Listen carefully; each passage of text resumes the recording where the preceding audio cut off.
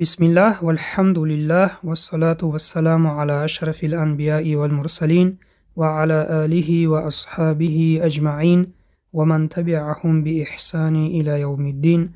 السلام عليكم ورحمة الله وبركاته. دوستان عزیز، درسی تجوید را از کتاب تجوید نوین دوام دهیم. موضوع امروزه ما مد لین. سبب مد لین این ساکن است که در نتیجه وقف کردن در حرف آخر پیدا می شود. حرف های مد لین اینها می باشند: حرف واو و حرف یای در حالت که با سکون باشند. تعریف مد لین: اگر این دو حرف در کلمه با ساکن آمده، حرف های پیش از آخر بوده، پیش از آنها حرف با فتحه آید و پس از خواندن کلمه وقف کرده شود، مد لین می شود و مقدار 2، 4 و 6 حرکت کشیده خوانده می شود.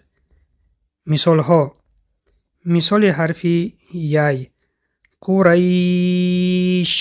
ببینید دوستان، بعد از کلمه قریش ما وقف کردیم و حرف مد حرف پیش از آخر است، با سکون است و پیش از آن حرف را با فتحه است. در وقت وقف کردن به مقدار 2، 4 یا 6 حرکت کشیده خوانده می شود. دوم، مثال حرف واو: خوف. ببینید دوستان، حرف واو حرف پیش از آخر است، با سکون است و پیش از آن حرف با فتحه است و بعد از آن ما وقف کردیم. خوف. ایضاح: اگر پس از خواندن این کلمه ها وقف کردن نشود، مد کردن نمی شود، بلکه حرف یای و حرف واو یکتاگی خوانده می شود. مثال: لإیلاف قریش ایلافهم رحلة الشتاء والصیف. ببینید ما پیوست کردیم آیت یکم را با دوم، حرف یای را یک تا خوندیم. لإیلاف قریش ایلافهم. اگر وقف کنیم، قریش حرف یای را مد کرده می خونیم. این چونین مد لین در بین آیت ها هم آمدنش ممکن است. مثال: در وقت خواندن آیت الکرسی اگر پس از کلمه نوم وقف کنیم، مد لین می شود. مثال: لا تأخذه سنة ولا نوم. ببینید ما وقف می کنیم در بین آیت، در اینجا نیز مد لین می شود. نوم. علامت های قرآنی مد لین اینها می باشند: یکم، حرف های مد در کلمه حرفی پیش از آخر بوده با ساکن می آیند. دوم، پیش از حرف های مد حرف با فتحه می آید. سپارش: در آیت های زیر مد لین را یابید. بسم الله الرحمن الرحیم. الم نجعل له عینین.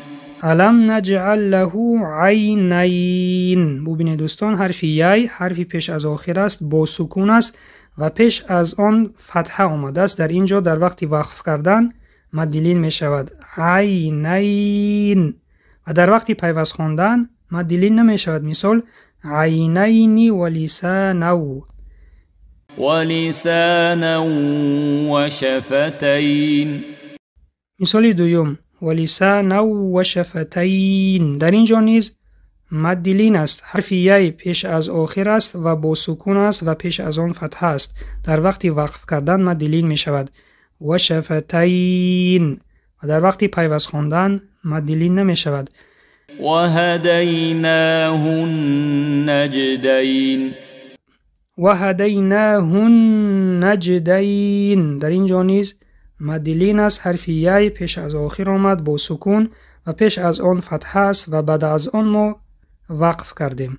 نجدین. فلقتحم العقبه وما ادراک ما العقبه. در آیت های بعدی مد لین نیست. سوال ها برای سنجش: یکم، حرف های مد لین کدام هایند؟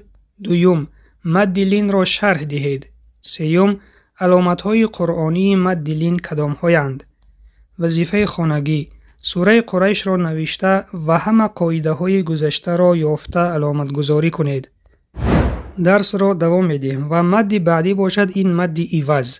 سبب: سبب مد عوض این وقف کردن می باشد. حرف مد عوض این الف می باشد. تعریف مد عوض: اگر پس از تنوین ان وقف کرده شود، این تنوین به الف عوض می شود و به مقدار 2 حرکت کشیده خوانده می شود. ایضاح: تنها تنوین ان در وقت وقف کردن مد عوض می شود. تنوین این و تنوین اون باشند، در وقت وقف کردن حذف می شوند، یعنی خوانده نمی شوند. مثال های مد عوض: افواجن در وقت ایستادن وقف کردن افواجا خوانده می شود، به مقدار 2 حرکت کشیده خوانده می شود. اگر افواجا خوانیم نکشیم این خطا است. هودن در وقت وقف کردن هودا 2 حرکت کشیده خوانده می شود. اینجا زیرنویس 24 رو می خوانیم. ببینید دوستان، کلمه هایی که با تای مربوطه انجام می یابند از این قاعده استثناء هستند. مثال: کلمه شجرتن در وقت خواندن شجره خوانده می شود. به چی سبب؟ به آن سبب که تای مربوطه در وقت ایستادن به حرف ح مبدل می گردد. به این سبب شجرته نمی خوانیم بلکه شجره می خوانیم. سپارش: در آیت های زیر مد عوض را یابید. بسم الله الرحمن الرحیم والجبال اوتادا. ببینید اوتادا در اینجا مد عوض است، تنوین ان آمد و ما وقف کردیم. در وقت وقف کردن به 2 حرکت میکشیم اوتادا، و در وقت پیوست کردن دوستان مد عوض نمی شود. مثال: والجبال اوتادا و خلقناکم ازواجا. ببینید در وقت پیوست خواندن قاعده ادغام شد اوتادا و خلقنا، و در وقت وقف کردن باشد مد عوض می شود، به 2 حرکت می کشیم اوتادا و خلقناکم ازواجا. اینجا نیز ازواجن بود، در وقت وقف کردن ازواجا 2 حرکت کشیده خوندیم. و جعلنا نومکم سباتا. در اینجا نیز سباتن بود، در وقت وقف کردن 2 حرکت کشیده خوندیم. و جعلنا اللیل لباسا. در اینجا نیز لباسن بود، در وقت وقف کردن لباس 2 حرکت کشیده خوندیم. و جعلنا النهار معاشا. کلمه معاشا نیز مد عوض است. و بنینا فوقکم سبعا شدادا. شدادا اینجا نیز مد عوض است، تنوین ان به 2 حرکت تبدیل گشت. سوال ها برای سنجش: حرف مد عوض کدام است؟ مد عوض را شرح دهید. سبب مد عوض چیست؟ وظیفه خانگی: سوره نصر را نوشته و همه قاعده های گذشته را یافته علامت گذاری کنید.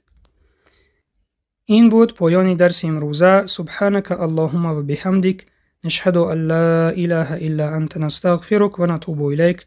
السلام علیکم و رحمت الله و برکاته.